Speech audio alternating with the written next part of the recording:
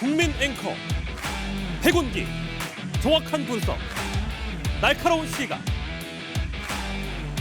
백운기가 하면 다르다. 여러분 안녕하십니까, 백운기입니다. 참 많이 더우시죠? 올여름 더위가 만만치 않을 것 같은데요, 잘 견뎌내셔야 할 것 같습니다. 날씨도 더운데 정치인들 막말이 불쾌지수를 더 높입니다. 여야가 상대방을 향해서 서로 제정신이 아니라고 막말을 해대는데요, 국민의힘 김기현 대표 마약에 도취됐다 이런 표현까지 쓰더군요. 사람들이 많이 찾던 곳을 언젠가부터 찾지 않으면 그곳에는 쓰레기부터 쌓입니다. 그래서 곧 아무도 찾지 않는 폐허가 되지요. 쓰레기 같은 말을 정치권이 뱉어내면 결국 그 쓰레기 무덤에 자신들이 갇힌다는 사실을 왜 모르는 걸까요? 이번 21대 국회는 쓰레기 언어로 정치를 망가뜨린 죄를 하나 더 물어야 할 것 같습니다. 생방송 백운기의 정치본색 출발합니다.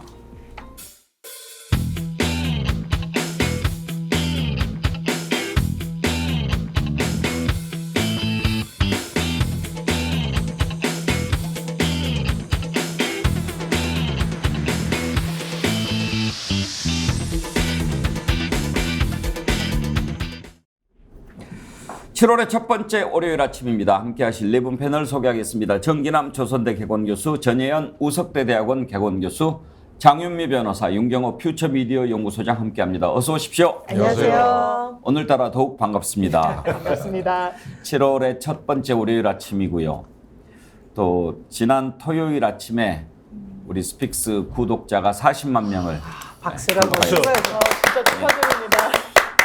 진심으로 감사드립니다. 이은주님께서 오늘 아침에 글을 보내주셨는데요. 스픽스 구독 40만 달성을 축하드리고 자축합니다. 성에 차지 않기에 아쉬움은 남지만 최단 기간에 달성한 40만에는 우리의 염원과 열정과 노력과 사랑이 녹아있기에 더 큰 의미가 있다고 생각합니다.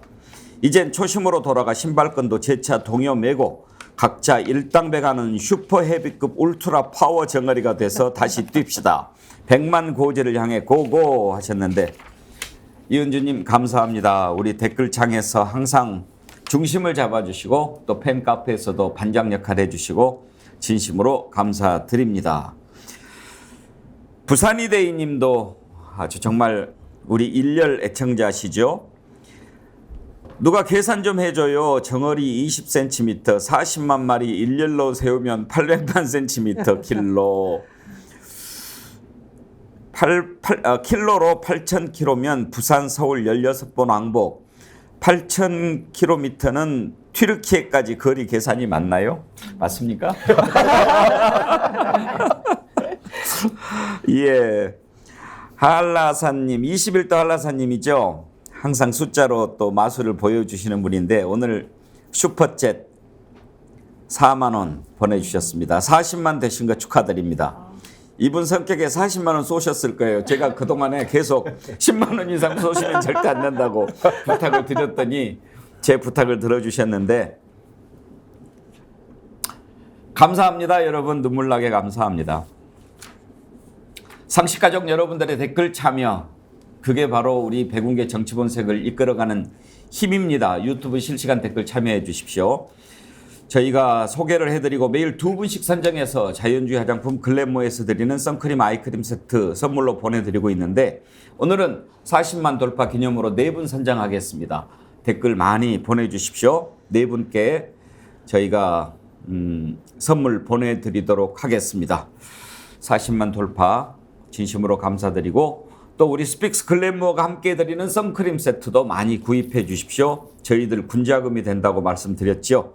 글램모어 선크림 2+2 구매하시면 손 선풍기도 함께 드리고 있으니까 이번 기회에 많이 구입하셔서 주변에 나눠주시면서 이걸로 해라, 가입해라 하시면 좋고요. 한 번만 더 소개할까요? 오셸 미바마 친구 미셸 오바마를 또 이렇게 뒤집어 놓으시네요. 안녕하세요. 미장원에 파마하러 갔다가 헤어 디자인 쌤 2분 정어리 때에 가입시켰습니다.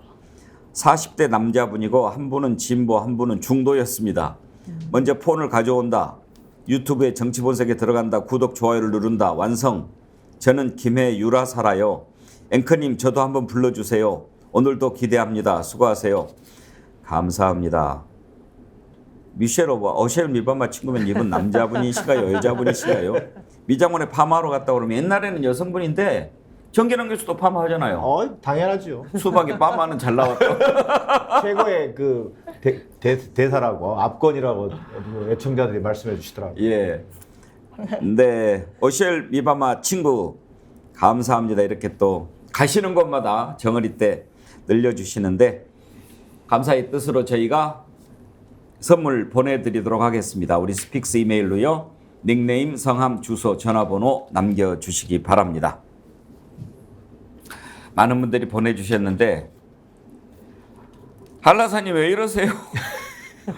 또 5만 원 또 보내셔가지고 이제 50만 정어리 갑시다 그러셨는데 알겠습니다. 감사합니다. 한라사님 지난번에 수술하셨다고 들었는데 빨리 쾌차하시기를 바라겠습니다.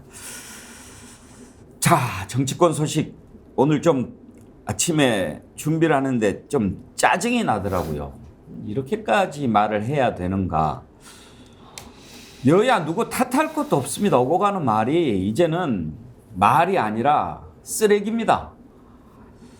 왜 이렇게 됐을까요? 누가 이렇게 만들어 놨을까요? 저희들이라도 좀 품격 있는 언어로 프로그램 진행하고 싶은데 참 과격해졌습니다. 거칠어졌고요. 특히 김기현 국민의힘 대표, 여당 대표 아닙니까? 여당이면 야당과 어떻게 해서든지 의견을 모으고 풀어나가야 할 문제들을 풀어나가야 하는데 오히려 앞장서서 여당을 비난하는데 그 표현이 참으로 천박하고 거칠기가 짝이 없습니다.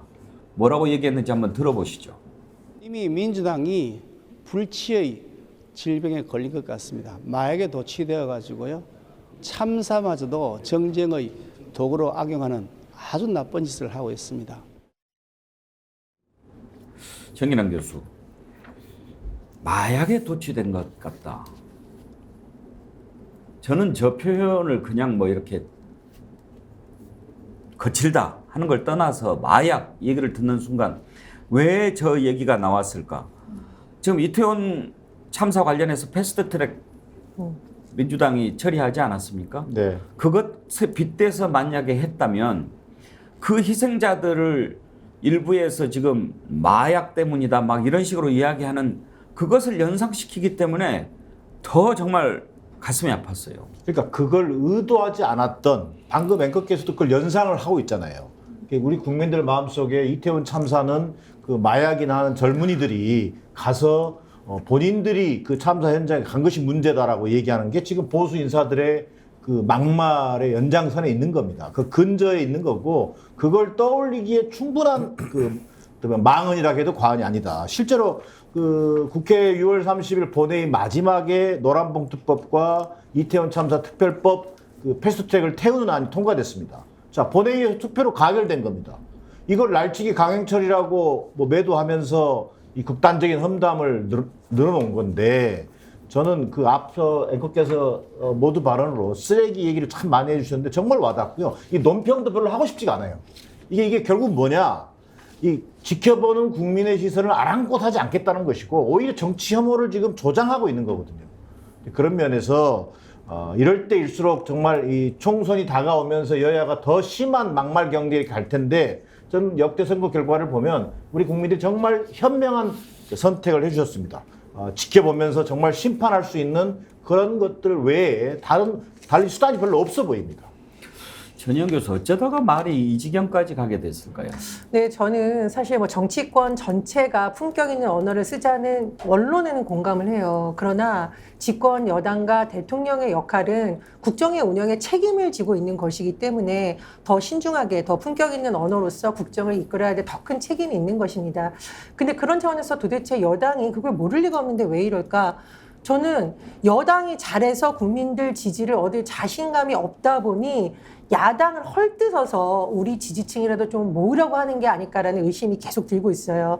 이게 왜 그러냐면 지금 사실 김기현 대표 취임 이후에 국민의힘이 뭐 그렇게 기대치를 하는 것처럼 뭐 혁신적 변화가 있었던 것도 아니고 지지율에서 뭐 압도적으로 야당을 앞서는 흐름이 나오는 것도 아니고 리더십이 부족하다 이런 논란이 있으면서 왜 또 최고위원들 징계까지 있었잖아요. 그런 걸 자꾸 덮으려고 야당을 험담하는데 앞장서고 전 정부를 헐뜯는데 앞장서다 보니까 그 용어도 점점 거칠어진 게 아닌가 이런 생각이 드는데 제가 국민으로서 꼭 드리고 싶은 말씀이 있습니다. 집권 여당 왜 만들어줬습니까? 국정 운영 잘하라고 해서 본인들이 잘한 걸 얘기하지 야당 험담하는데 많은 시간 쓰지 마시고요. 특히 김기현 대표가 이번에 교섭단체 대표 연설한 거 보면서 저는 기자 생활하면서 이런 연설을 본 적이 없다. 집권 여당이면 1년 동안 윤석열 정부는 뭘 했고 앞으로 뭘 하겠다 비전과 희망을 얘기해줘야지 거기서 지금 야당이나 무소속은 헐뜯고 있습니까? 저는 이건 집권 여당이 본분을 망각하고 헐뜯기에 몰두하고 있다. 이건 좀 빨리 개선돼야 된다고 봅니다. 어느 누구 할 것 없이 대통령부터 반국가 세력 이런 얘기를 하고 여당 대표가 이렇게 막말을 하는데 장유미 변호사 네. 지금 참사를 정쟁 도구로 악용한다라고 하는데 아니 그 참사 관련해서 마약이라는 표현을 쓰는 것 자체가 이해가 되십니까? 전혀 이해되지 않고요. 저는 이런 사람은 정치해서는 안 된다고 생각합니다. 이건 정치하자는 게 아니라 싸우자는 거예요. 뭘 같이 도모하는 게 아니라 당신들은 불치병에 걸리고 참사를 악용하고 그리고 제정신이 아니란 취지로 공격하잖아요. 뭘 같이 할 수 있겠습니까? 제가 대통령의 발언 연장선상에서 이 발언을 뜯어봐야 되겠다는 생각이 들었습니다. 대통령이 반국가 세력이라고 했죠. 그랬을 때 국민의힘 분들도 좀 의아하다는 인상을 받았다는, 너무 워딩이 세다라고 생각했다는 거예요. 보수 언론에서도 꾸짖었습니다. 보수의 품격에 맞지 않는다라고 그랬는데 국민의힘의 분이 이런 평가를 하시더라고요. 김기현 대표 탓을 하더라고요. 이유는 야당에 대한 어떤 십자포화 그리고 공세 수위를 여당 대표가 한껏 끌어올려줘야 되는데 그걸 못하고 있으니까 대통령 입에서 그런 말이 나오게 했다라는 거예요. 그래서 더 가관 아닌 말을 올린 것인지는 알 수 없지만요. 집권 여당이라면 야당 공격에 방점을 찍을 게 아니라 어떻게 이 참사를 수습할지, 그 멍든 유가족들 마음을 어떻게 수습해 줄지를 논의하는 게 책임 있는 태도입니다. 이걸 악용했다뇨. 이거 민주당 혼자 했습니까? 그렇지 않습니다. 야사당이 같이 한 거예요. 노란봉투법, 그리고 방류에 대한 결의안, 그리고 이태원 참사에 대한 특별법도요. 왜 하겠다고 하면서 논의에 쏙 빠집니까? 반대하는 이유도 사실 이해하기 어렵습니다. 그 추천위원회 여야 몫을 가지고 굉장히 기술적이고 기계적인 부분을 문제 삼고 있어요. 이거 하겠다는 거니까 말겠다는 겁니까? 그러면서 뭐든지 야당 탓을 하는 거. 저는 아까 말씀 주셨지만 국민들이 심판할 거라고 생각합니다. 이제 김경호 소장 더 이상 국정에 야당은 이제 없다 이렇게 생각을 해버리는 것 같지 않습니까? 뭐 그것도 있지만 국민 유권자를 향해서 중도 우리 필요 없다. 중도 세력 내가 껴안는 거 안 하겠다. 우리 편만 우리에게 손짓해주라. 이 선언인 것 같아요. 저는 윤 대통령이 반국가 세력이라는 말을 자유총연맹 모아놓고 했다고 하지만 정말 그런 얘기가 어떻게 나올 수 있는 가능할까라는 게 이제 선거 돌입했다. 이제부터는 중도 세력 필요 없고 이성적이고 합리적인 거 필요 없다. 오로지 우리 편. 그게 극우가 되든 아니면 엔티 문재인, 엔티 민주당이 되든 그렇게만 모이자. 이 선언이 지금 쭉 이어지는 거 아닌가 싶어요. 여당 대표에게 저런 얘기가 나오는 거, 대통령에게서 정말 상상할 수 없는 표현이 나오는 게 그럼 비서실은 뭐하러 뒀느냐? 참모들은 왜 있느냐? 연설관리, 연설문 써주는 비서는 도대체 뭐하러 뒀느냐? 이 얘기는 뭐냐면요. 대통령의 언어, 대통령의 연설, 그 다음에 여당 대표의 연설에는 국민을 향한 메시지라는 게 있어야 되는데 지금 국민의힘이나 윤석열 대통령 쪽은 국민에게 메시지라는 걸 던지는 게 전혀 없다. 그러니까 작은 것부터 큰 것까지 이 시점에 이 대목에 국민에게 어떤 거를 지금 던져줘야 되느냐 이거에 대한 개념이 전혀 없다. 그리고 이렇게 극단으로만 몰아가면요 이제 가장 심각한 문제 하나 있습니다. 우리 아이들에게, 우리 청소년들에게, 우리 다음 세대에게 뭘 가르치겠어요? 정치는 무조건 극단을 향해서만 쫓아가고 달려가면 그게 정치의 모습이라고 생각하고, 대통령이든 여당 대표든 표 한 표만 더 얻으면 완장차고 나서서 자기들 하고 싶은 대로 그냥 하면 되는 걸로, 이렇게 아이들에게 모습을 비춰주면 이거 어떡하나 걱정스럽습니다. 그 말씀을 들으니 정말 그 생각을 해야 됩니다. 지금의 정치, 우리 자라는 세대들이 그대로 보고 배우는 것 아니겠습니까? 이렇게 하면 누구한테 그게 돌아갑니까? 저 부모들이잖아요. 그러면은 자기들 자식들 보기에 내가 정말 잘하고 있다 이렇게 얘기할 수 있을까요? 상식이 없어졌기 때문이 아닌가 그런 생각이 듭니다. 정치는 어떻게 해야 된다는 거, 국민들은 어떻게 생각해야 된다는 거. 그러니까 수산시장에 가가지고 바닷물을 마시는 일까지 벌어지지 않습니까? 아니 저는 아무리 이해하려고 해도 그 부분은 정말 이해할 수가 없습니다. 왜 그 수조에 있는 물을 마십니까? 누가 마시라고 했습니까? 그리고 그 물을 마시면 후쿠시마 오염수가 안전하다고 믿습니까? 국민들이? 저는 이건 좀 정신 상태를 의심해 봐야 되지 않는가. 지금 이 국회가 제정신인가 그런 생각 들지 않습니까?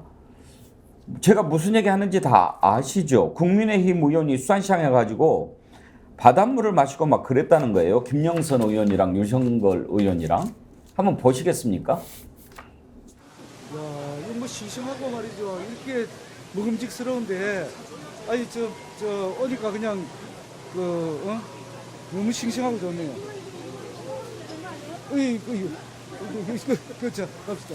이거 못 먹어도 된다는 거 아니에요? 아니 이 물이야 뭐야 이 물은 이 물도- 굉장히 정수됐습니다. 아니 정말 2011년에 바다 아주 정수됐습니다. 그렇기 때문에 네? 이 그래요? 식품에 사용되는 이 자체는 완전 정수돼 가지고 정수야. 이거는 안에 좀 바다 있- 해수입니다. 요 바다 이게 바닷물이 예, 바다 해수를 정수한 거를 한 겁니다. 예. 이거는 아무 관계 없습니다. 바다에서 딱. 예, 바다 해수입니다. 요 정수된 물이기 때문에 먹어도 아무 관계 물좀 없습니다. 한번 드셔보세요. 아 이거 완전 바닷물이네. 네. 예. 짭짤한데 이게. 네. 해수 정수된 거기 때문에 우리 근안에서 아주 예. 깊은 데서 예. 정수돼서 가져온 거기 때문에 먹어도 아무 관계 이게 2011년에 방류해갖고 우리 근해까지 온 거기 맞습니다. 때문에 맞습니다. 지금 방류하는 것보다 훨씬 진한 거예요 이게. 장희미 변호사 지금 뭐 하자는 거죠? 저는 민주당 논평에 들어있는 이 단어가 딱 마음에 와닿더라고요. 기괴하다. 기괴합니다. 저는 정치사에 남을 나쁜 의미에서의 명장면이라고 생각이 들어요. 굉장히 희화되고 나중에 조롱거리가 뭐 지금도 전 조롱거리라고 생각합니다만 이 물을 이 시점에 본인 입에 넣는 게 무슨 의미가 있습니까?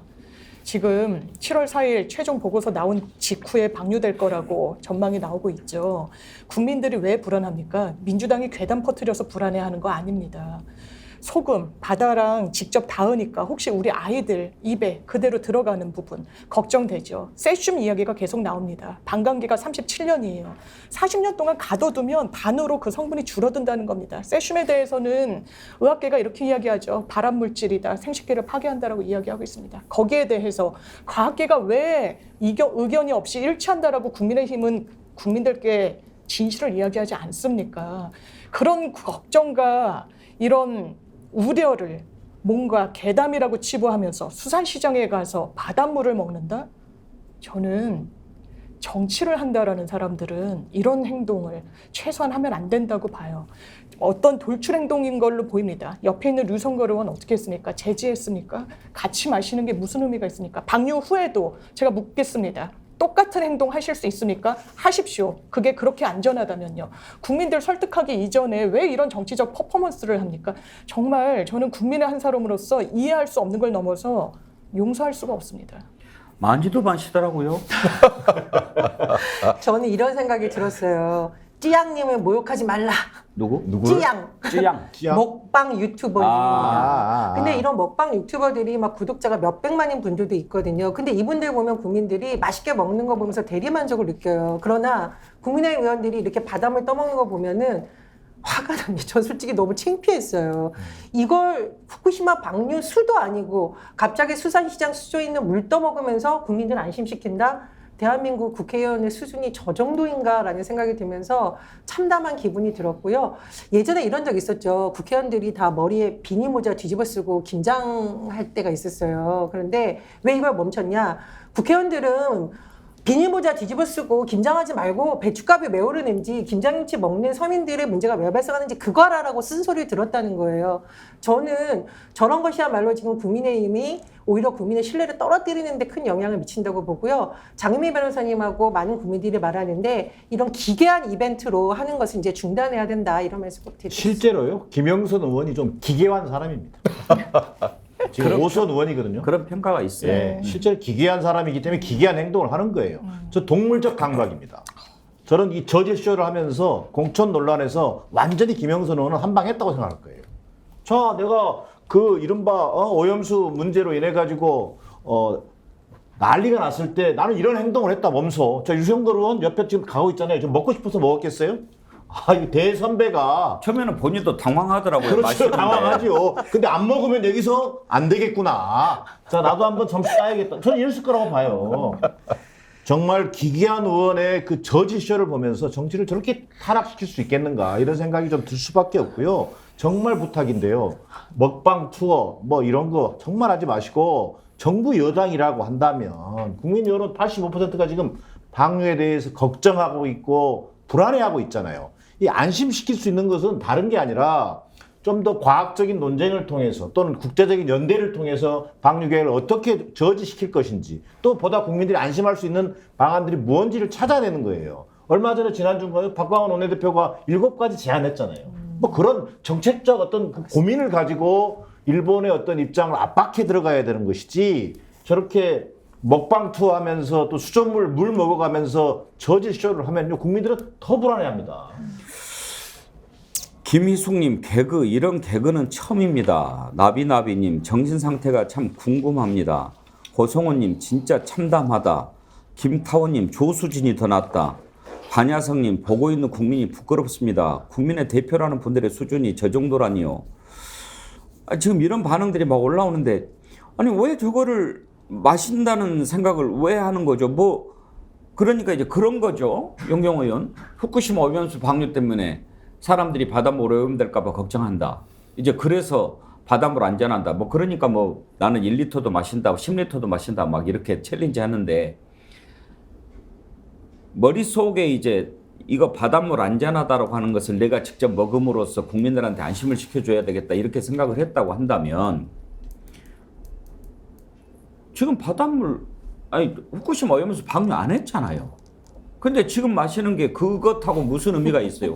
그리고 또 한 가지요. 지금 주의 깊게 보셨는지 모르겠는데 본인 얘기가 이제 그런 거더라고요. 2011년을 얘기합니다. 그게 뭐냐면 이제 그때 터졌으니까 그때 방류가 됐을 거 아닙니까? 일부 바닷속에. 그러면 오히려 그때는 지금보다 오염도가 더 높으니까 지금 12년이 지난 지금 이렇게 오염이 돼 있는 수도 있는데 내가 그걸 마신다.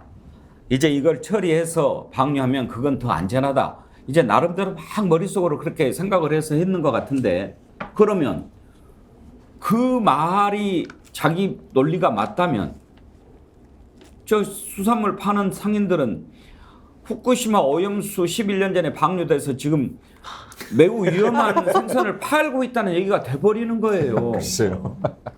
그러니까 저는 자 안전하니 제가 먼저 마실게요. 따라오세요. 라고 말을 하거나 저런 행동을 보이는 의원 뭐 또는 뭐 총리 관료들 정말 국민의 수준을 뭘로 보고 과연 저런 일을 할까. 그렇게 자기들이 얘기한다고 해서 정말 안전한 게 비어 그러고 따라가는 국민이 있을 거라고 생각하나. 이게 우선 하나고요. 두 번째는 아까 개그라고 표현하셨는데 저는 저런 행동들이 계속 이어지는 거 보면서 이게 전체주의로 가기 직전에 전조다. 집단 과환기가 나올 수 있는 이 토양이 우리 사회에 지금 만들어지고 있는 거다. 무슨 말씀이냐면요. 제가 다른 기회에도 언젠가 그런 말씀드렸습니다.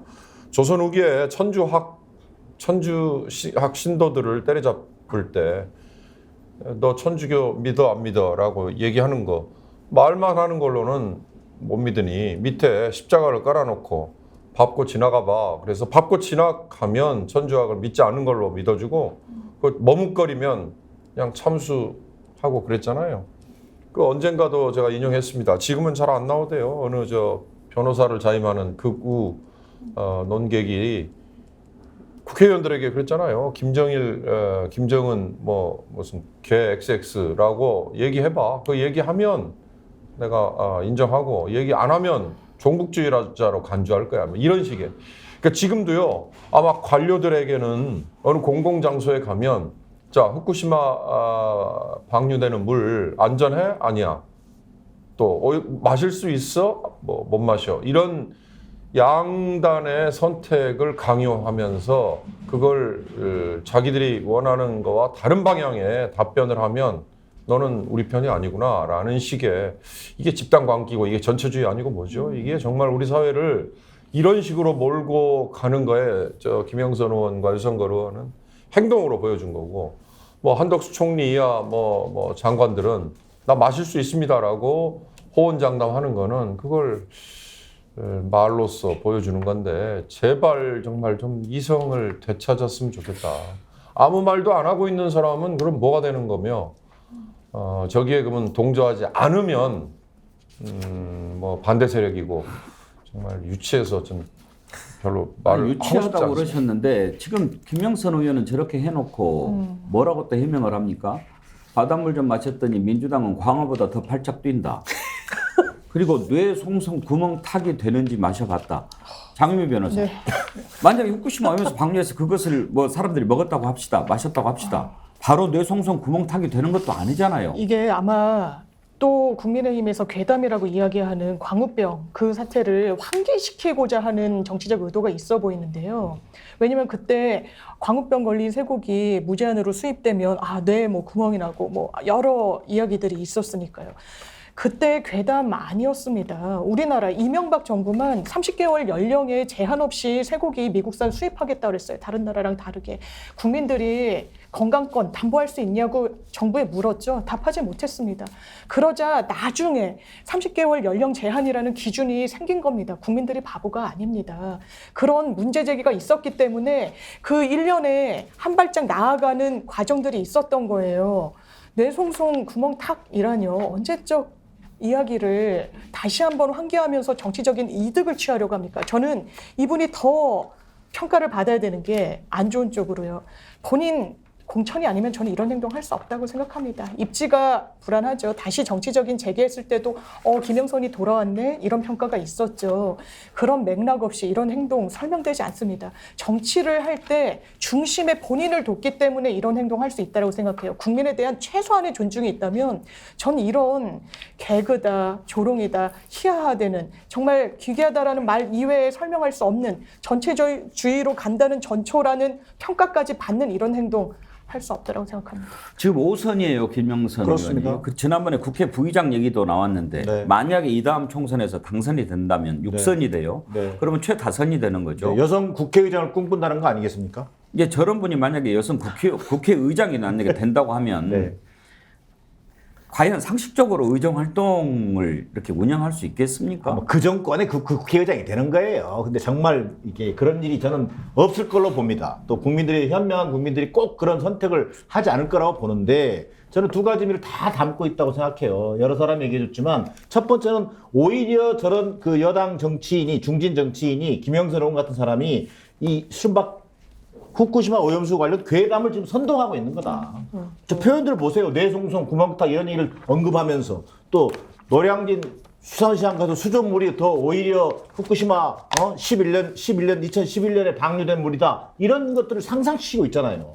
자, 두 번째는 뭐냐면요. 정말 권력의 아첨에도 좀 작작해라는 얘기를 좀 하고 싶어요.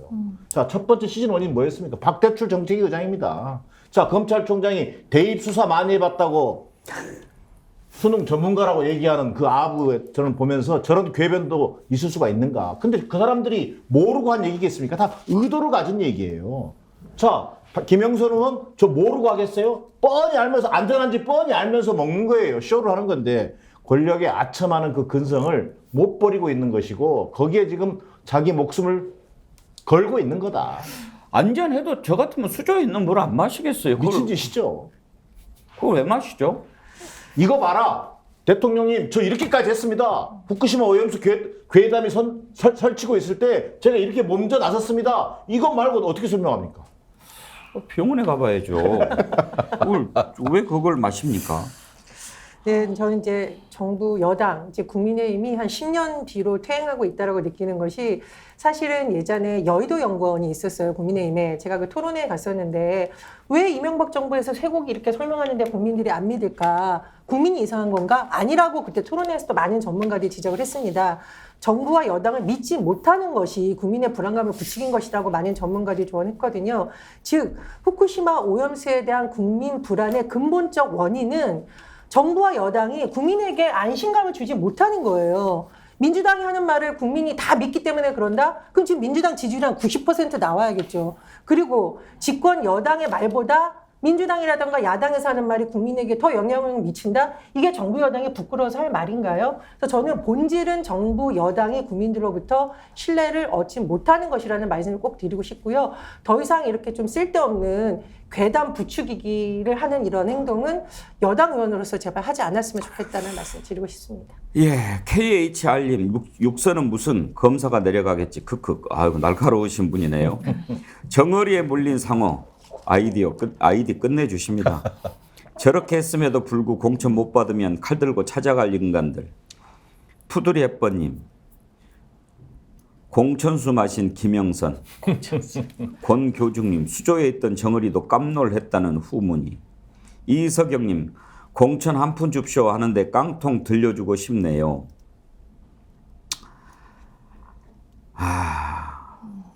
김보람님. 역사에 남을 영상, 바닷물 먹방, 콸콸콸. 이럴 때는 콸콸콸 이렇게 읽어야 되는 거죠. 정말 왜들 이러십니까? 그것은 아니지 않습니까? 좀 상식적으로 생각하고 국민들을 대했으면 좋겠습니다. 이런 일들을 할 때마다요, 달리 화가 나는 것이 아닙니다. 도대체 국민을 뭘로 보기에 이따위 짓을 하느냐, 이런 것 때문에 우라통이 치미는 겁니다. 국민들 그렇게 바보 아니거든요. 지금까지 그렇게 해서 4선 5선 했으니까 국민들 바보로 볼만도 한데 이제 더 이상 그렇게 어리석지 않습니다. 김보람님 바닷물 먹방 콸콸콸 재미있게 해주셨는데, 김보람님께도 저희가 선물 보내드리도록 하겠습니다. 오늘 너무 많은 좋은 글들 보내주셔가지고 고르는 데 쉽지 않은데 차차 보내드리도록 하지요. 다음으로 넘어가겠습니다. 윤석열 대통령 개각 후폭풍이라고 하는데 장관 딱 한 명 바꿨거든요. 그런데 왜 개각 후폭풍 이런 기사가 계속 나옵니까? 차관을 비서관들로 다 보냈는데요. 그게 개각 못지 않은 그런 효과를 가져오고 있기 때문에 그런 것 같습니다. 자, 이제 비서관들이 가서 어떻게 할 것 같습니까? 오늘 아침에 일제히 기사가 나왔는데 싹 바꾼다. 어떻게 싹 바꿀까? 일단 지금 당장 1급 일부 부처에서는 다 바뀌었다는 얘기도 나오고요. 공직사회 인적쇄신 구상의 일부 부처 1급 전원 사표, 그런 얘기가 나오고, 장관 한 명 바꾼 무서운 개각, 고위직 인사태풍 눈앞에 왔다. 오늘 아침 중앙일보 일면 기사인데요. 판을 바꾸라. 3일부로 대통령 비서실에서 정부 부처의 차관으로 자리를 옮기는 이들이 공통으로 전한 윤석열 대통령의 주문이다.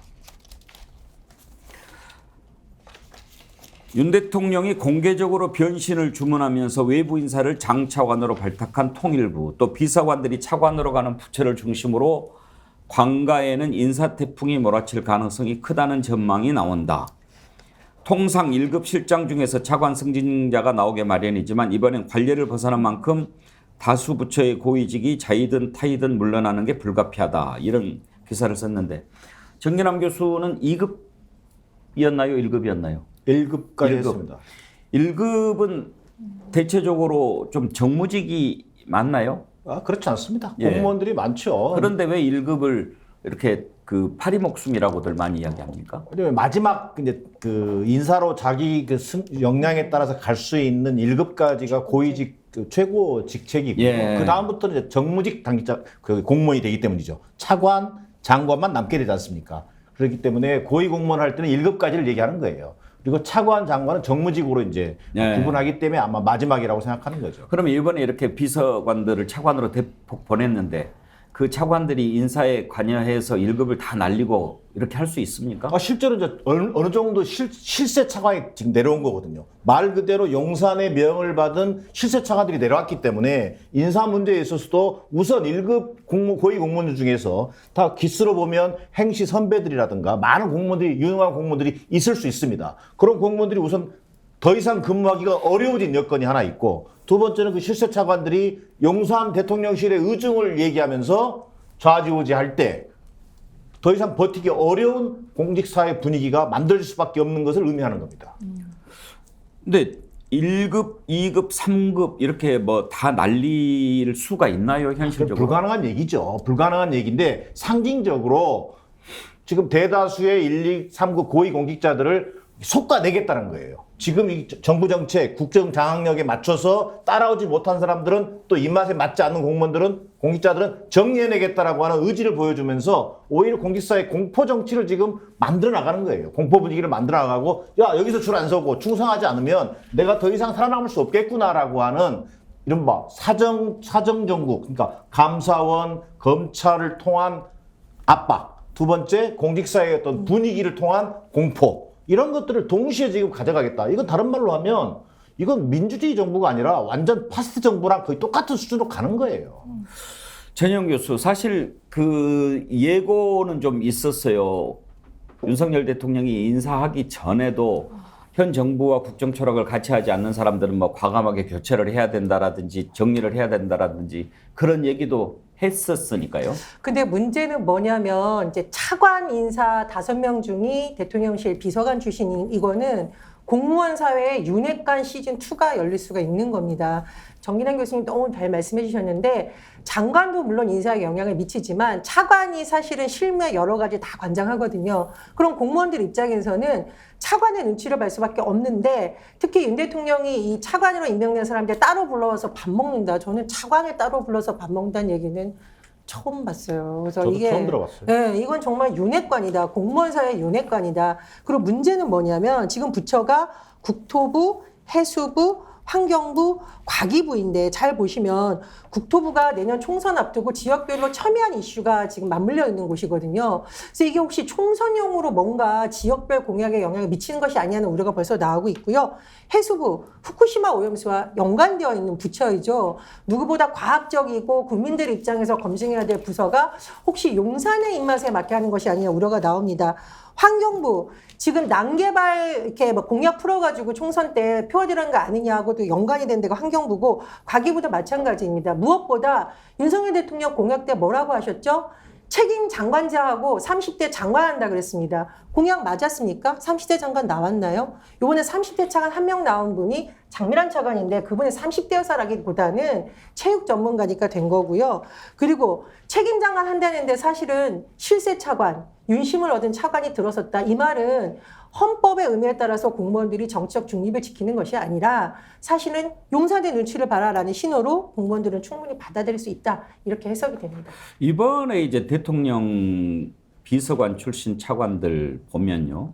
국토 1의 김호진, 국토 2의 백원국, 환경부의 임상진, 과기부의 조성경, 해수부의 박성훈 차관 이렇게 됐는데 그동안에 대체로 차관 임명장은 총리가 줬는데 이번에는 대통령이 직접 불러서 뭐 친수하고 그러니까 친히 주시고 오찬도 함께 하고 또 임명 발표 전날에는 불러가지고 만찬도 하고 이렇게 해서 이제 이 사람들은 내 사람이야라고 만천하에 보여주면서 이제 차관으로 임명을 했는데 장유미 변호사 네. 이렇게 되면 그 부처에 있는 공무원들은 차관 말을 더 들을까요? 장관 말을 더 들을까요? 제가 그 부처 공무원이면요, 차관 말을 더 들을 것 같습니다. 당연하지만요. 대단히 이례적이라는 이야기가 나오는 게 대통령이 그 차관 인사, 그 비서실에서 정부 부처로 직행하는 사람들과 밥 한 끼 먹었을 때도 언론에서 힘을 실어준다라고 했는데요. 밥 한 끼 먹은 데서 그치지 않았어요. 만찬했고요. 그 다음에 오찬했고요. 직접적으로 임명장 친수라는 표현을 쓰던데 직접 교부했습니다. 이건 신호가 명확하죠. 그 자리에서 나왔던 워딩이 언론에 소개되고 있습니다. 이렇게 이야기하더라고요. 기존 인사관행 싹 뜯어 고쳐라. 복지부동 인사 과감하게 내치라. 저는 이게 원론적으로는 맞는 표현 같죠. 그런데 이 정부의 기조, 기준, 원칙이라는 게 본인들의 말을 들으면 본인들의 기조를 그대로 어떤 문제 제기 없이 수용하면 그게 정답. 그렇지 않으면 오답이라고 평가를 하고 있어서 뭔가 만만치 않은 후폭풍이 있을 겁니다. 왕차관 했을 때 제 머릿속에는 이명박 정부 때 박영수 산자부 아마 차관으로 갔는데 시끌시끌했던 기억이 나요. 그때 국정 운영 제대로 박수 칠 만큼 그렇게 왕차관 내려보냈더니 대통령 의중이 부처에서 관철되고 잘하고 있네. 국민들은 그렇게 보지 않았었습니다. 이게 선거를 앞두고 또 이 국정기조가 상당히 불안한데 그걸 관철하기 위한 의도로 인사를 그렇게 낸다? 또 하나는 저는 좀 비겁한 인사라는 생각이 드는 게 아까 책임장관 얘기했잖아요. 그게 공약이었거든요. 차관은 인사청문회 대상이 아니잖아요. 장관을 허수아비로 앉혀놓고 차관, 인사청문회 대상도 아닌 자들을 그냥 국민들의 어떤 동의나 국회의 평가 없이 자리로 직행하게 한다? 전 맞지 않다고 생각합니다. 윤경우 소장 만약에 청문회 같은 거 신경 쓰이니까 장관 인사 안 하고 실세 차관을 보내가지고 장관 사실상 무력화시키고 그런다 그러면은 나라가 어떻게 되겠습니까? 그래서 이제 모든 건 대통령실로 그러니까 A부터 G까지, A부터 Z까지 이만한 사안도 다 대통령실만 쳐다보는. 아까 차관을 볼까요? 장관을 볼까요? 라고 물었는데 저에게 그걸 물으셨다면 예. 저는 장관부터 차관까지 그리고 그 아래에 있는 1급 국과장까지 부처에 있는 모두가 다 대통령실만 쳐다보는 이번 인사 이후로는. 왜냐하면 자 5명의 데리고 있던 비서관을 차관으로 내보냈다. 이거는요. 앞으로 대통령실 주변에 조금이라도 와서 일하는 경험을 가진 사람은 다 중용 승진 발탁하겠다. 이 사인이잖아요. 그 얘기는 뭐냐. 대통령실 입맛대로 알아서 일해라. 이걸 보여주는 거죠. 그러니까 자 국토부 차관, 그다음에 환경부 차관, 해양수산부 차관 이 세 자리던데요. 이제 나머지는 비서관을 했지만 예를 들어서 과기 비서관을 했는데 과기 차관을 갔으니까 업무 연속성이 있죠. 이 셋은 해당 부처의 경험이 전혀 없는 사람들이에요. 경력을 보시면 이를테면 총리실에서 국무조정실 부근에 있었거나 아니면 다른 부처를 거쳤는데 정치권에 기웃거렸거나 심지어 출마하려고 나섰던 인사도 있어요.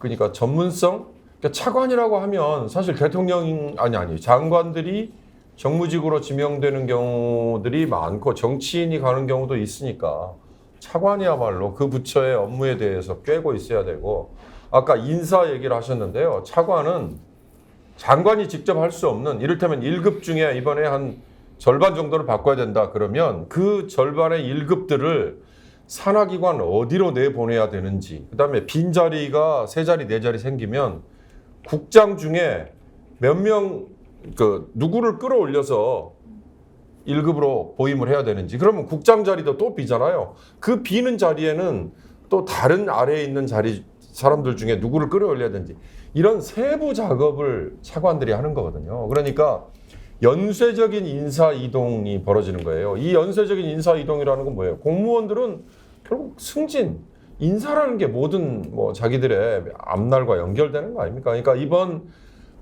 대통령실의 장차관 인사는 저는 개각이라는 말은 정말 어울리지 않는다고 봅니다. 장관 한 명 바꾼 게 무슨 개각이에요? 그것도 권영세라는 특정인 보내는 정치권으로 다시 복귀시키는 그건 개각이 아니고 그냥 장차관 인사. 근데 그 장차관 인사의 의미가 뭐냐? 앞으로 공무원들은 오로지 대통령실이 지시하는 대통령실이 깃발을 꽂는 것만 보고 따라와라. 이거를 아주 만천하에 공언을 한 거다. 이제 이건 선거, 그다음에 선거 이후에 뭐 흔히 우려되는 레임덕 이런 거를 공무원 집단만이라도 먼저 다잡겠다. 이 의지라고 저는 해석했습니다. 고위직 인사 태풍이 눈앞에 다가왔다 이렇게들 기사를 썼는데 정진환 교수 공직에 계셨으니까요.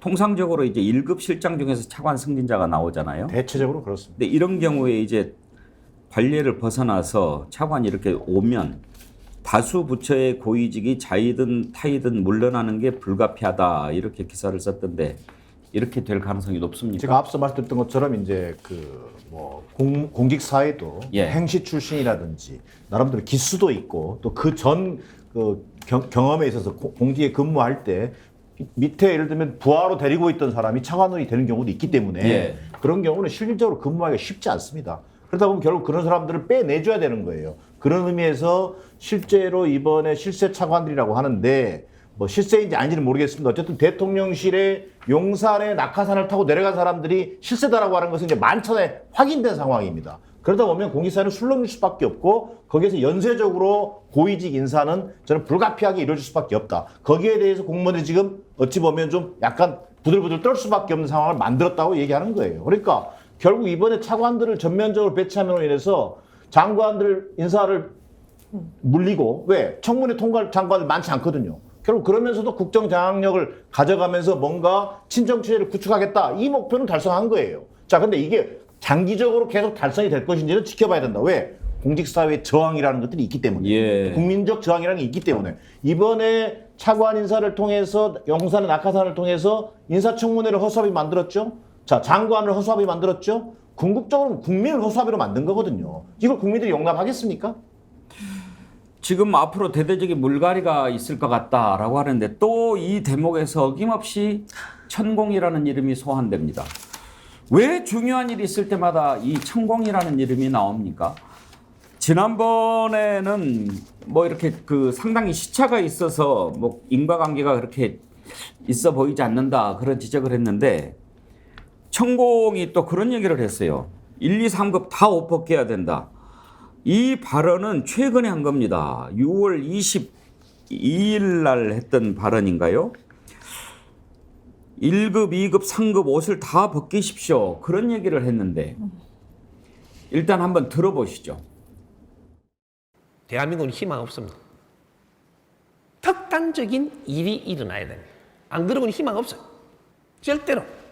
딱 한 가지 있는 길, 내가 지금 알려 드리겠습니다. 1급, 2급, 3급 옷 다 벗기십시오. 여기서 조금 더 나간다라고 하면 4급까지 옷 벗기십시오. 조직들이 지금 자기 조직을 만들었어요. 모든 것을 1급, 2급, 3급이 거기에 앉아서 전부 다 그렇게 만들고 있어요. 옷 싹 벗기십시오. 그거 아니고는 답이 없습니다. 옷 벗기면 나라가 돌아가냐? 잘 돌아갑니다.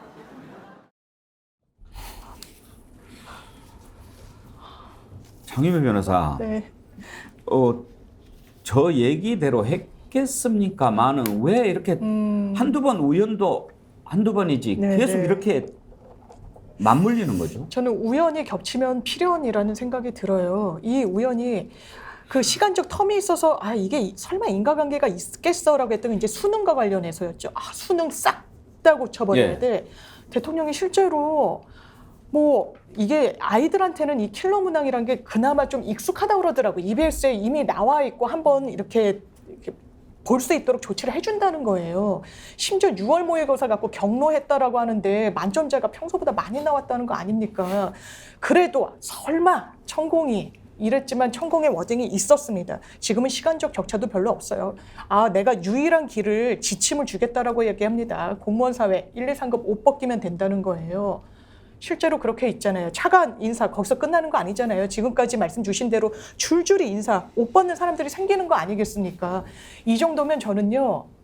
천공이라는 건 이 국정에 있어서 변수가 아니라 상수인가? 란 물음표, 점점 느낌표로 바뀌고 있다라고 생각하고요. 김건희 여사가 가는 그 동선에, 대통령이 가는 그 공적 행사에 얼굴 들이대는 것도, 그리고 본인의 동선을 숨기지 않는 것도 내가 이 정부에 뭔가 지분이 있다라는 이런 걸 암묵적으로나마 좀 과시하고 싶어하는 욕구가 깔려 있다라고 생각합니다. 저는 이런 일련의 맥락에서 피해자는 국민들이라고 생각합니다. 전희영 교수는 연관성을 어떻게 보십니까? 요즘 만사 용통, 만사 천통 이런 말을 누가 저는 정말 국민들이 장명을 너무 잘하신다고 생각하는데 공무원들은 만사 용통, 용산 눈치를 봐야 되고 정책은 만사 천통, 천공이 말한 대로 된다라고 하는데 이게 천공이 하는 주장이 대단히 상식적이고 우리가 들을 수 있는 말이냐는 거예요. 1급, 2급 공무원, 3급 공무원 옷 싹 다 벗겨가지고 달재면은 전임 대통령들 왜 안 그렇게 했습니까? 그리고 공무원이라는 것은 고도의 정책적 능력을 가지고 있는 분들이에요. 이분들을 잘 활용해서 국정을 할 생각을 해야지 이렇게 공포정치 조장에서 하는 비상식적 주장을 하는데 대통령실 행태가 또 비상식적 주장이에요. 그렇다 보니 대통령이 천공의 말과 뭔가 영향을 받는 거 아니냐 자꾸 이런 해석이 나오는 거고 제가 이 말씀 꼭 드리고 싶습니다. 공무원분들까지 이렇게 줄 세우게 하는 나라 정말 안 됩니다. 그것도 아까 정연아 교수님 너무 말씀해 주셨는데 공무원들이 제일 부담스러워하는 게 3가지거든요. 첫 번째 감사. 멀리 갈 것도 없어요. 최근 감사원 행태를 한번 보십시오. 2번째 인사. 근데 이게 일 잘하는 공무원 승진시키자, 열심히 일하자가 아니라 대통령실이 하자는 대로 안 하면 싹 갈아버린다는 식의 뉘앙스를 주는 거니까 나쁜 거고요. 3번째가 국민권익이에요. 국민권익위에 어떤 공무원이 돈 받았다더라 제보 하나 들어가면 국민권익위 조사받는 공무원들 그 지역사회에 소문 다 납니다. 그러면 공무원들의 사기를 진작할 수 있는 좋은 방법을 가지고 전문성을 발휘하거나 인재를 발탁하는 게 아니라 공무원들을 벌벌 떨게 하는 공포정치할 수 있는 이 3가지로 가지고 계속 압박을 하는 데다가 더군다나 비상식적 주장을 맞는 천공이 말하는 것과 같은 맥락을 갖고 있다 보니 공무원 사회에서는 오히려 제가 보기에 윤석열 대통령 정부에서 참 힘들겠다 제가 이런 생각이 들고요. 이분들이 내색을 안 해서 그렇지 결국은 공무원들에 있어서 윤석열 정권이 오히려 심판받을 수도 있다. 저는 좀 이런 전망이 듭니다. 승나유님 차라리 천공을 비서실장으로 임명해라. 박판순 판수님 천공은 특급인가? 김보람님 나라 돌아가는 거 알고 싶으면 천공 방송 보라고 하던데. 매일 새롭게님 만사 영통, 만사 청통, 만사 건통은 없나요? 근데 윤경호 소장님 이런 말도 안 되는 소리를 짓거리는 사람을 우리가 방송에서 튼다는 것 자체도 사실 말이 안 됩니다만 왜 우리가 이런 얘기를 자꾸 듣게 됩니까? 뭔가 좀 그냥 말도 안 돼 하고 버리기에는 또 우리가 이해할 수 없는 일들이 벌어지고 있기 때문 아닙니까? 조금이라도 연관성이 좀 보이죠. 지난번에 킬러 문항 대통령이 얘기했다고 그럴 때 도대체 이 말을 누가 했을까? 그게 가장 궁금했잖아요. 아직도 규명은 안 돼 있죠. 그런데 그로부터 얼마 되지 않아서 천공이란 작자가 수능이 곧 사라질 거다 이런 얘기 했다는 거 나왔죠. 그다음에 지금 이 공직사회 특히 공무원 사회 차관 장관 인사 이후에 공직사회를 틀어 잡는 어쩌고 저쩌고 했더니 1급, 2급, 3급 다 옷 벗긴다. 근데 이제 저는 둘 다 천공이 과연 수능이라는 거 제대로 알고 하는 얘기인가 이 한번 좀 물어보고 싶고요. 그 규명 한번 해봤으면 좋겠어요. 그다음에 천공이라는 자가 공직사회에 공무원 사회에 1급, 2급, 3급이 어느 직급에 무슨 일을 하는지를 좀 정확히 알고 지금 하는 건가? 그러면 그 밑에는 4급, 5급, 6급, 7급이 있겠죠. 거기 어디까지가 국가공무원이고 어디가 지방공무원인지 천공이 아는지. 그래서 1급, 2급, 3급을 싹 엇벗기면 나라가 돌아가는지. 그러면 이제 조금 좋게 해석을 해서 사람이 중요한 게 아니다. 이 선발 시험을 통해서 교육을 받고 훈련 받은 사람들이 가서 일을 해야 되는 게 아니라 아무나 집어넣으면 잘 돌아갈 시스템이 대한민국에 갖춰져 있다.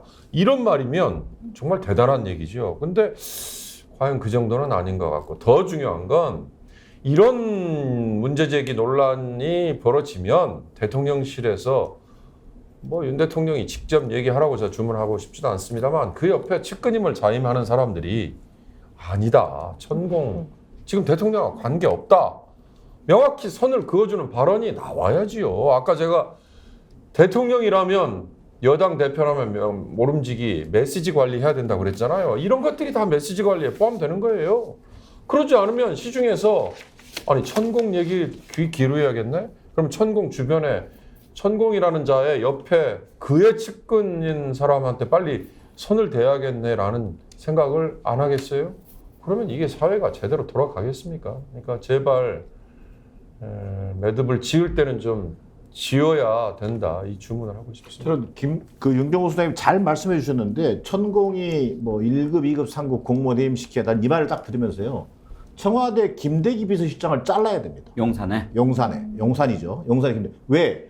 진짜 이런 국정원 인사파면 옷다 벗겨야 뭐 수능 논란, 이런 천공 논란이 될 때 도대체 이건 아니다라고 얘기해 주신 사람이 있어야 될 거 아닙니까? 그 단의 핵심 책임이 용산의 김대기 비서실장이라고 생각합니다. 말도 못해요 여기에 대해서.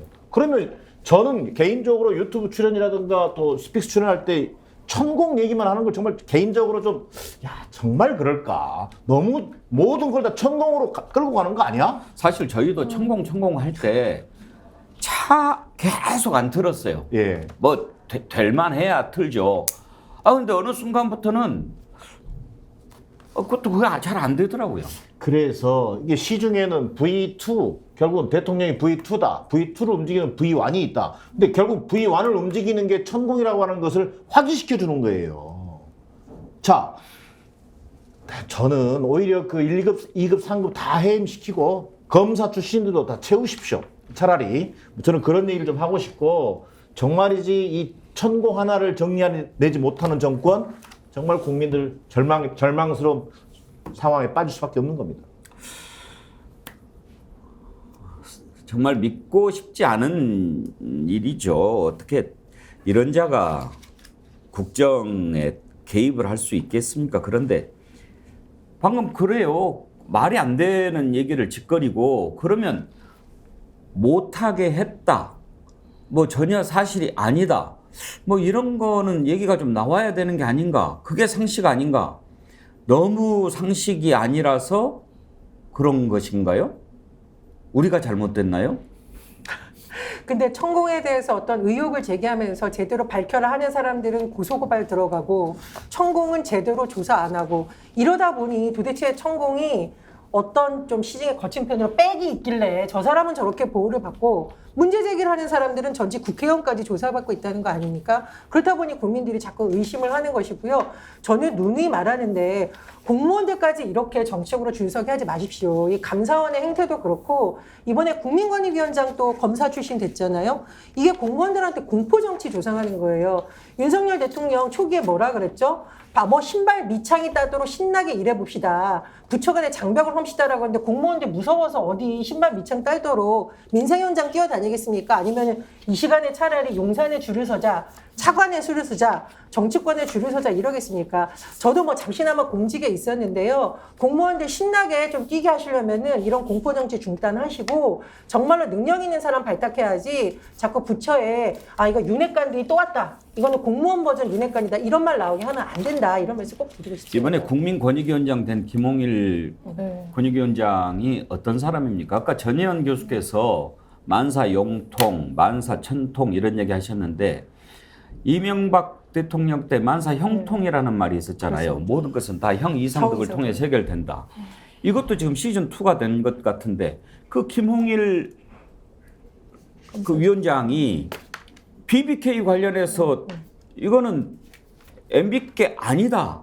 이렇게 한 사람 아니에요? 정현일 변호사? 맞아요. 중앙지검 3차장인가였고 BBK에 사실상 무혐의를 줬고요. 네. 그럼 권익위에 관련한 어떤 전문성을 검찰 수사로서 확보한 이력이 있느냐? 별로 그래 보이진 않습니다. 왜냐하면 강력부 경력이 거의 주되거든요. 강력부라는 건 뭐 조직폭력배나 이런 부분과 관련한 수사 노하우, 권익위가 좀 맞닿아 있지 않은 부분이 분명히 있고요. 물론 검찰의 평생 있고 법조인으로서 합리성을 담보하고 있어서 권익위원장으로 적합한 인사라는 게 이 정부의 설명이지만 같은 법조계에서도 그런가라는 고개가 좀 갸웃되는 부분이 있고 어떻게 보면 정치검사라고 판단받을 수도 있는 거죠. 왜냐하면 사후적으로 평가하는 걸 수 있겠지만 BBK는 증거가 비교적 명징했습니다. 그러니까 최종적으로 유죄가 나왔던 부분이 있고요. 저는 그런 생각이 들어요. 윤석열 대통령이 국민의 선택을 어쨌든 받았다는 사실은 흔들리지 않는 겁니다. 그랬을 때 국민들 마음에 와서 가 닿았던 공정, 상식, 원칙. 저는 이런 행태를 하고 대통령이 반국가단체 이런 단어를 입에 올릴 거라면 국민들이 이런 사람인 줄 알았으면 선택하지 않았을 국민들 상당수 계셨을 거라고 생각해요. 그 과정에 정치 이력이 없는 걸 오히려 장점으로 이야기했잖아요. 검찰에만 몸담고 있어서 정치권과 거리를 둬서 정치적인 어떤 편향이나 이런 부분 없이 일을 할 것이다.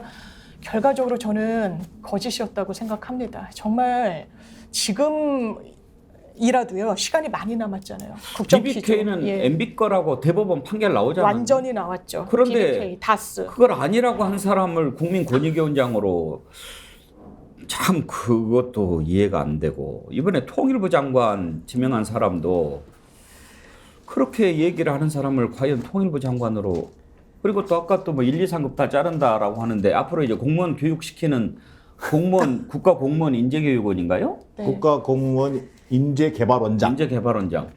그 사람 하는 말도 그렇고 참 이해가 안 되는데 시간이 얼마 안 남았으니까 통일부만 한번 좀 따져봅시다. 통일부 장관에 김정은 체제를 타도해야 된다라고 외쳤던 사람을 지명했습니다. 이제 청문회 하겠지만 쭉 보셔서 알겠지만 청문회가 무슨 의미가 있던가요? 임명하겠죠. 그런데 그러면 기존의 통일부가 했던 일에서 이제 바뀌어야 된다. 그것까지는 이해가 되지만 윤석열 대통령이 통일부는 이제 더 이상 대북지원부 역할을 해서는 안 된다. 그렇게 얘기를 했다고 합니다. 한 부처의 역할을 대통령이 마음대로 규정할 수 있는 건 아닙니다. 이건 법률에 규정이 되어 있는 문제입니다. 우리 정부조직법 제31조에 보면 통일부가 어떤 일을 해야 되는지 적시가 되어 있습니다. 통일부 장관은 통일 및 남북 대화, 교류, 협력에 관한 정책의 수립, 통일 교육, 그 밖에 통일에 관한 사무를 관장한다. 이렇게 되어 있거든요. 그러면 남북 대화, 교류, 협력에 관한 정책 수립을 하지 않을 거면 법률을 바꿔야 됩니다. 대통령이라고 해서 마음대로 할 수 있는 건 아니지 않습니까? 그런데 어떤 정책 방향을 뭐 이렇게 갖고 하는 것을 강조할 수는 있지만 대통령이 마음대로 통일부는 이제부터 이 일을 할 거야. 이렇게 할 수는 없는 겁니다. 민주주의 국가에서. 그리고 통일부가 대북 지원 역할을 더 이상 하면 안 된다. 지금 윤석열 정부 출범한 지 1년이 지났지 않습니까? 그러면 권영세 통일부 장관은 대북 지원부 역할을 그동안 했다고 인정하는 겁니까? 이 부분도 당체 이해할 수가 없습니다. 윤경호 소장. 바로 그거죠. 권영세 그동안 1년 한 일이 대북 지원 그거 했구나. 그래서 경질된 거구나. 이렇게 해석하면 뭐라고 얘기할까요? 이명박 정부가 통일부 폐지를 처음에 들고 나왔죠. 공약에서도 그런 얘기했고 그래서 나중에 뭐 독일 얘기를 하면서 독일은 이와 비슷한 역할을 하는 부처가 있었는데 뭐 내독부 이를테면 내무부의 뭐 이 약간의 표현이 바뀐 이런 거죠. 나중에 보니까 양쪽이 합쳐진 다음에 그러니까 통일된 이후에 대비해서 미리 준비를 하는 뭐 이런 식으로 슬쩍 이제 설명이 좀 바뀌었지만 어찌됐든 그때 얼치기 시도, 얼치기 공약 뭐 이런 거였죠. 그래서 그냥 유야무야 됐는데 지금 우리는 현실적으로 국정원이라는 어떻게 보면 북한과 대결, 싸움, 뭐 또는 뭐 경쟁에서 이겨야 되는 뭐 여러 공작 이런 거 하는 엄연한 국가 조직이 있고요. 그와 별개로 통일부라는 게 있는데 지금 아까 앵커께서 말씀하신 것처럼 통일부는 대화, 교류, 협력 이게 이제 어찌됐든 부여된 임무란 말이죠. 그러면 국정원과 통일부가 그동안에 한 일을 한번 곰곰이 따져보면 물론 문재인 정부, 노무현 정부, 김대중 정부 그때는 양 기관이 북한을 어떻게 보면 껴안고 그 다음에 우리가 치러야 될 통일 비용을 조금이라도 줄이기 위해서 미리 노력을 하는 뭐 이런 식으로 한 방향으로 갖다 치지만 보수 정부에서는 이 두 기관이 전혀 다른 방향으로 그러면 간 거 그걸 아까 지원 뭐 역할 뭐 이렇게 표현을 한 거 아닌가 좋게 해석을 하면요.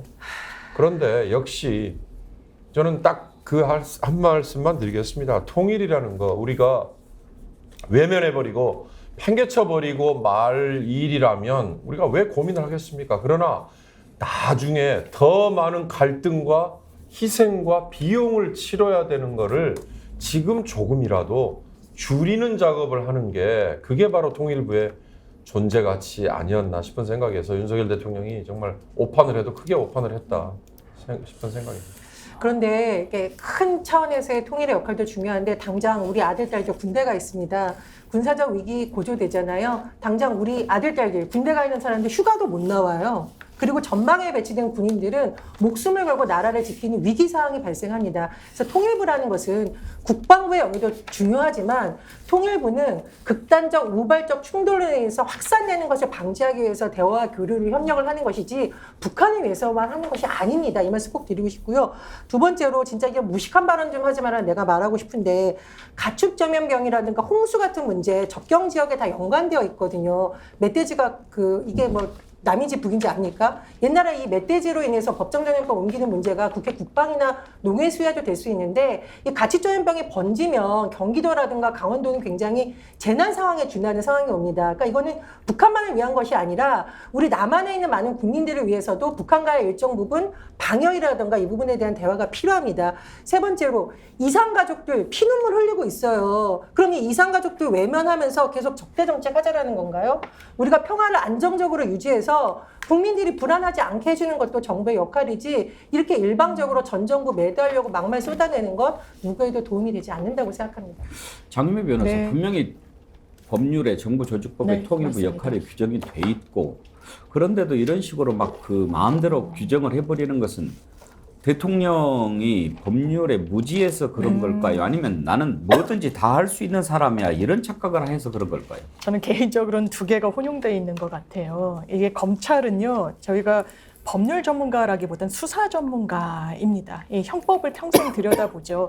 근데 민사법리, 행정법리가 상당히 더 좀 복잡한 부분이 있거든요. 물론 이제 형법도 전문가고 수사 전문가인 부분은 인정을 해줘야 되겠지만, 그리고 헌법에 있고요, 정부조직법에 그 부처의 성격은 완전히 규정이 법정돼 있습니다. 법에 정해져 있어요. 이걸 흔들 수 없어요. 근데 이 정부 들어서 어떻게 합니까? 법률이 너무 명시적으로 있는 부분을 흔들고 싶은 거예요. 자기네들과는 맞지 않거든요. 이게 통제와 규제가 되는 가이드라인 으로 작동한다고 생각하는 것 같습니다. 그러니까 시행령을 막 뜯어고치잖아요.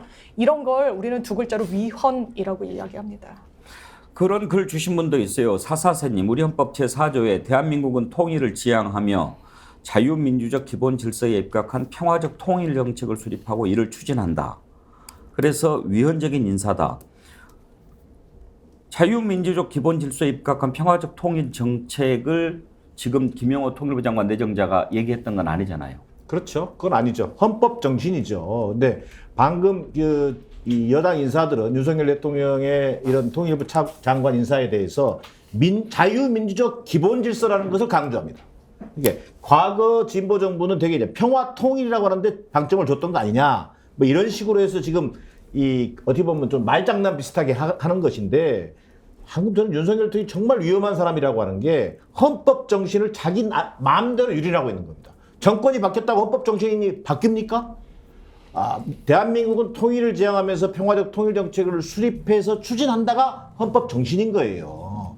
그것을 지금 왜곡시키고 있는 것이고 이건 통일부라는 이름을 아예 그냥 바꾸십시오. 통일 저지부, 뭐 대북 압박부 이렇게 바꿔야 될 판인 거예요. 아까 어떤 분은 나라 절단부로 바꾸라고 그래요. 그런 면에서 정말 위험한 지금 발상을 하고 있는 것이고 이게 다 이게 연결되는 것 같아요. 정권이 다르다고 해서 또 정치적 견해가 다르다고 해서 반국가 세력으로 보질 않나. 이제는 통일부가 그동안 대북 지원부였다? 이건 헌법 정신을 자기 마음대로 유린하는 겁니다. 그런데도 전희영 교수님, 윤석열 대통령이 이번에 그 비서관 출신 차관 내정자 5명한테 저한테 충성하지 마시고 헌법 정신에 충성하십시오. 이렇게 얘기를 했다고 그래요. 그 말을 믿을 국민이 누가 있을지 모르겠습니다. 제가 말씀드렸듯이 장관 내정자도 아닌 차관 내정자들만 따로 불러서 만찬하면서 윤핵관 시즌2 공무원 버전 윤핵관 만들려는 것이 과연 헌법 정신에 맞는가 저는 정말 의문이 들고요. 그리고 저는 이 말씀 좀 꼭 드리고 싶어요. 윤석열 대통령 다른 사람도 모르더라도 청년들한테 거짓말 하시면 안 돼요. 청년들이 그래도 윤석열 정부 일부는 지지해 준 걸로 알고 있는데 지금 구구 가고 있고 유튜버들 격리하는 정치하고 있는데 청년들한테 거짓말 하신 건 사과하셔야 되는 거 아닙니까? 저는 그런 생각이 들고 과거에 지금 윤석열 대통령이 헌법 강조하는 거 언론 탄압, 감사원의 정치적 중립 행태, 검찰의 행태, 최근에 인사에 이르기까지 과연 그 말을 믿는 국민들이 있을지 오히려 위험 전문 대통령이란 말 나올지 참 걱정이 됩니다. 오늘도 좀 상식에 어긋나는 상식으로 이해되지 않는 일들을 몇 가지 다뤘는데 여러분들 불쾌지수만 더 높여드린 게 아닌가 참 송구스러운 마음입니다. 나비의 꿈님, 스트레스 안 받으려면 이 방송도 보지 말아야 하는데 그나마 현실을 알아야 하니 계속 봅니다. 고생이 많으십니다. 예, 그래도 진실을 알아야 합니다. 그래야 상식을 바로 세울 수 있으니까요. 나비의 꿈님 스트레스 받으신 거 조금이라도 덜어드리기 위해서 제가 스픽스 글래머에서 드리는 선크림 아이크림 세트 보내드리도록 하겠습니다. 오늘 1부 여기까지 하죠. 정기남 교수, 전희연 교수, 장윤매 변호사, 윤경호 소장 네 분 수고하셨습니다. 감사합니다. 예, 여러분 월요일은 또 여러분 좋아하시는 김종대 전 의원, 김종대 레이더 하는 날이죠. 24시간 뒤에 있는 진실의 레이더, 김종대 레이더 기다리고 있습니다. 광고 보시고 조금만 기다려 주십시오. 글래머 좋아. 글래머 안 좋아? 좋아요. 글래머 좋아. 뭐 좋다. 그때 그 글래머를 발랐으면 티가 안 났을 텐데. 농사하고 어릴 때 피부가 타요. 타면 안 되죠. 그러면 이거 바르면 되지 않겠습니까? 네. 맞습니다. 하하, 좋아요. 조건이 좋습니다. 그리고 품질은 제가 보증합니다. 많이 구입해 주시면 우리 스픽스가 힘을 갖는데도 도움이 된다는 말씀 드립니다.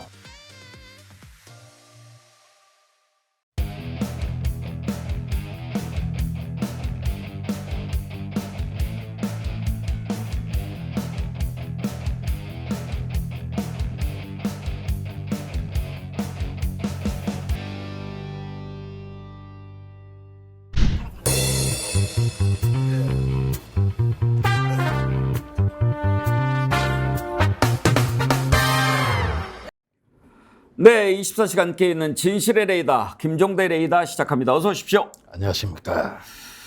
상식 타령을 일부에서 했는데 네. 왜 이렇게 됐습니까? 아니 후쿠시마 오염수 방류를 아직 하지도 않았는데 수안시장 가가지고 수조에 있는 바닷물 마셔서 어쩌겠다는 겁니까? 글쎄, 그것부터 해가지고 가장 우려되는 현실은 지금 그 라파엘 그로시 IAEA 사무총장이 4일부터 일본 방문한다는 거 아니에요?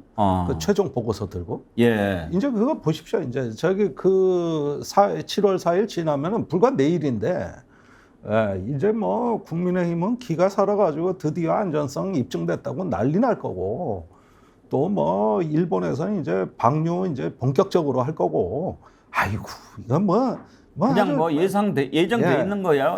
아니 제가 제일 어이가 없는 게 노량진 수산시장 가서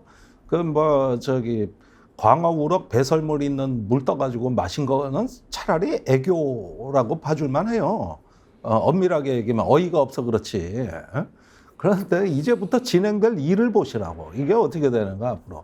아마 극단적인 충돌도 예상이 됩니다. 그러니까 제가 말입니다. 제일 어이가 없는 게 아니 IAEA 사무총장이 왜 일본을 가냐고. 보고하러 갔겠죠. 자기는 엄정하게 인증을 하고 검증을 해서 객관적인 보고서를 써야 될 사람이 왜 이해관계자한테 찾아가서 IAEA 수장이 보고서를 전달하고 뭔 외교를 한단 말이에요. 이 양반이. 그러니까 이제 일본 정부 홍보맨이 돼주겠다는 홍보대사로 가는 거예요. 홍보대사로. 이렇게 되니까 자꾸 이 보고서가 객관적이냐 과학적이냐 이런 시비가 더 커지는 이유거든요. 진짜 여기가 예를 들어서 우리가 뭐 건설로 말하자면 감리 회사라든가 아니면 뭐 기술에 대한 인증기관이라거나 이렇게 되면은 저기 그 의뢰자하고 더 거리를 둬야 그 저 객관적인 그 기관으로 인정을 받지. 아 이거 지금 뭐 하는 짓이에요 이게? 이러면 보고서 결론 안 봐도 뻔한 거지.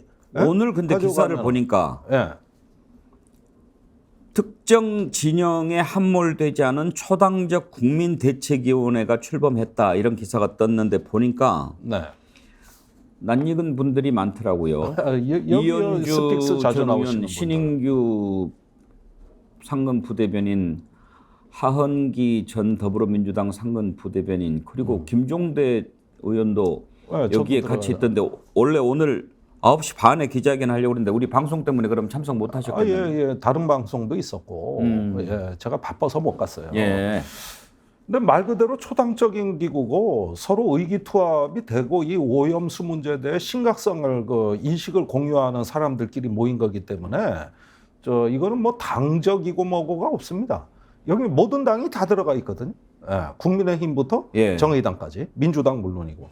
그래서 이 부분은 제가 보기에는 취지에 공감한다는 뜻을 제가 표명을 했고, 뭐 예. 이걸 정치부 기자들이 혹시 제3지대냐 이렇게 해서 자꾸 전화가 왔는데 예.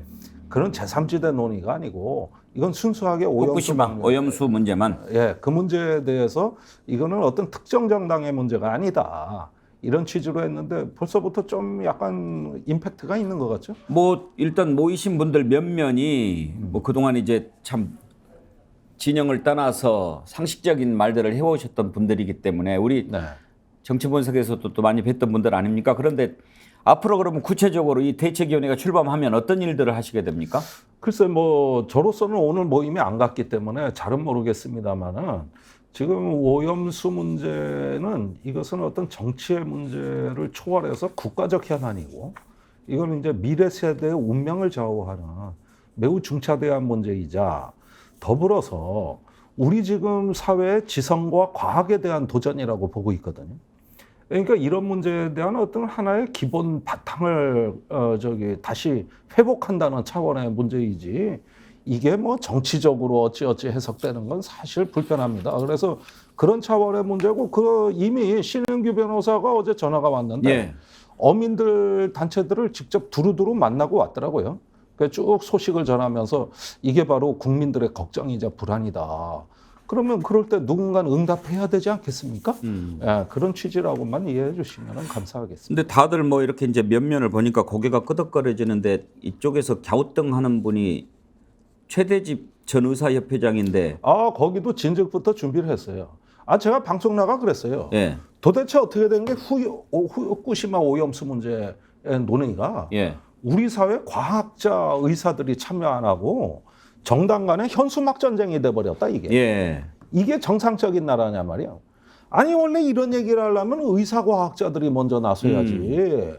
그 사람들은 눈치 보면 가만히 있고 정당 간의 현수막 경쟁인데. 최대집 전 회장은 아주 극우 쪽에 센 사람 그래서 아닙니까? 극우 쪽이니까 그러니까 어디서 소식이 오더라고요. 최대집 그 의사협회장이 준비를 다 해놨다. 예. 곧 모임이 있을 거다. 그래서 뭔 모임인가 봤더니 기사를 보니까 이거였더라고. 예. 여기에 참여한다는 얘기고 이제 의료계를 동원한다 이 얘기예요. 그런데 최대집 그 양반이 극우 성향인 거는 또 맞지만 또 반윤석열이란 말이에요. 아 그래요? 네. 그러니까 이건 또 묘하게 그런데 그런데 이럴 때는 오염수 문제가 나왔을 때는 사상, 정파, 이념 나는 그거 상관없다. 예. 불문이다 지금. 일단 국민 안전이 우리 지금 최우선이니까. 발등에 불이 떨어졌는데 그자가 극우인 사고 뭐고 간에 내가 과거에도 그 양반 의사협회장으로 하는 건 많이 봤는데 그건 그거고 이건 이거다. 이건 이거다. 알겠습니다. 그래서 좀 실용적인 관점을 취하려고 합니다. 앞으로 어떤 활동을 할 것인지 한번 저희들이 좀 눈여겨보도록 하겠고요. 그동안에 후쿠시마 오염수 문제에 대해서 야당 쪽이 문제를 제기하고 국민들이 불안해하면 이제 여당에서는 항상 그랬어요. 왜 다른 나라는 조용한데 우리나라만 이러냐 그런 얘기를 많이 하지 않았습니까? 근데 보니까 중국에서도 이번에 중단하라 이렇게 또 외교부 대변인이 일찍부터 그랬죠. 얘기를 대만도 했더라고요. 그래요. 그런데 왜 우리나라만 그랬냐고 문제를 삼는지 모르겠는데 일단 중국 외교부 대변인 브리핑을 먼저 좀 들어볼까요? 네. 예. 事实上，报道加剧了国际社会对日本核污染水排海的担忧。人们有理由质疑国际原子能机构技术工作组最终评估报告的结论是否公正客观。中方在这个问题上的立场是一贯的，核污染水排海关乎国际社会的共同利益，不是日方一家的私事。中方敦促日方正视国际社会和国内民众的关切，停止强行推动排海计划，切实以科学、安全、透明的方式处置核污染水，并接受严格的国际监督。中方希望国际原子能机构秘书处秉持客观、专业、公正的原则，充分尊重和采纳技术工作组各方专家的意见，拿出一份经得起科学和历史检验的评估报告，不要为日方的排海方案背书。国际社会将拭目以待。 자, 중국도 태도가 분명한 것 같은데 왜 그동안 정부 여당은 우리나라만 그런다고 이야기를 했을까요? 자, 그 전에 먼저 저 마오닝 외교부 대변인의 지금 오늘 그 성명에 앞서서 참 중국이 그동안에 제로 코로나 정책이라든가 백신에 대한 어떤 그 기술 능력이라든가 이런 데 있어서 상당히 과학계의 어떤 능력을 과연 존중하고 과연 제대로 정책을 구현했는지에 대해서 중국에 대해서는 일단 할 말은 해야 됩니다. 그렇죠. 예, 그 상당히 문제가 많은 국가였어요. 그런데 어제 저 성명에 대해서는 제가 조금 달리 평가하는 게 뭐냐 하면은 저 성명이 왜 나왔냐 하면은 한국의 민들레하고 더 탐사가 보도한 겁니다. 예. 뉴스공장도 보도를 했고 그 지금 일본의 그 익명의 관계자 아마 외무성 간부로 보여지는데 이분하고 저 원자력 기구 그 간부와 나눈 대화 내용이 제보가 돼서 이걸 한국 언론이 보도한 거거든요. 참고로 요즘 일본은 언론 통제가 돼가지고 오염수에 대한 기사가 사라졌습니다. 예, 거긴 한국보다 더한 나라예요. 뭐 민감한 기사는 아예 언론에 안 나오는 데니까 일본이. 예. 그래서 주로 일본 네티즌들이 한국 기사를 찾아봐요. 여기서 조선일보 한겨레가 영문 서비스를 하잖아요. 그래가지고 한국 기사 찾아보느라고 난리예요 요즘 일본에서. 그런데 한국 언론에 제보된 내용이 뭐냐 하면은 일본 정부가 IAEA 국제 원자력 기구 관계자한테 약 100만 유로의 로비 자금을 살포했다. 예. 그다음에 거기에서 한 표현이 2군데가 수정되고 한 문장은 덧붙여졌다. 그러니까 한 3군데 조작이 있었다는 얘기인데 그게 뭐냐면은 예컨대 방사능 오염수를 처리수로 표현을 바꾼다든가 또는 일본의 어떤 그 사용하는 핵 오염 정화 장비의 신뢰성에 관한 표현이라든가 이런 부분들에 대해 가지고 한마디로 IAEA의 로비를 해서 내용을 바꿔치기를 했다. 예. 이런 내용인데 그런데 이 사건의 진실은 도쿄지검이 특수부가 나서야 밝혀질 문제예요, 사실은. 거기에도 과거에 윤석열 검찰총장 같은 특수부장이 있으면 가능해요.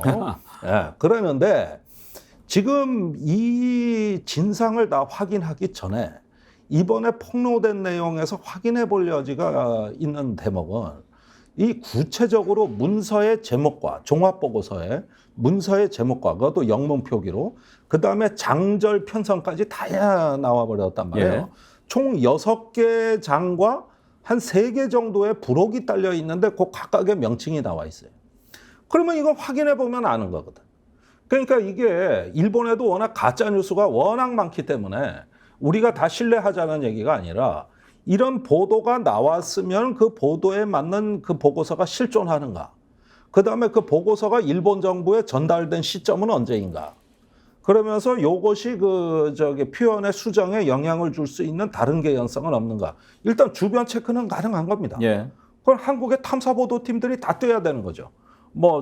각 방송사의 탐사보도팀 같은 데 있지 않습니까? 그렇게 하는 거예요. 그러는데 일본에서 일단은 이거는 가짜뉴스라고 반응이 나왔는데 그 이상 해명이 없고 예. 그러니까 이 문서가 실존하는지 그 장절 편성이 맞는지 그다음에 이런 표현이 들어갔다는데 그 표기가 정확한지 이런 것들은 이제 하나씩 따지고 들어야 되는데 없죠? 이걸 규명하는 세력이 없습니다. 그러니까 중국에서 저 보도가 나온 것은 뭐냐면은 이런 사태를 유심히 지켜본 중국 정부가 매우 우려되는 사태다. 이런 정도의 입장을 내놓은 거예요. 이런 정도의 입장을. 네? 아무튼 이제 IAEA 움직임도 그렇고 한일 외교부 장관 회담도 곧 열린다는 거 아닙니까? 네. 그러면 언제쯤 예상하십니까? 방류를. 아니 그러니까 IAEA 그로스 사무총장이 4일부터 7일까지 일본을 방문하고 예.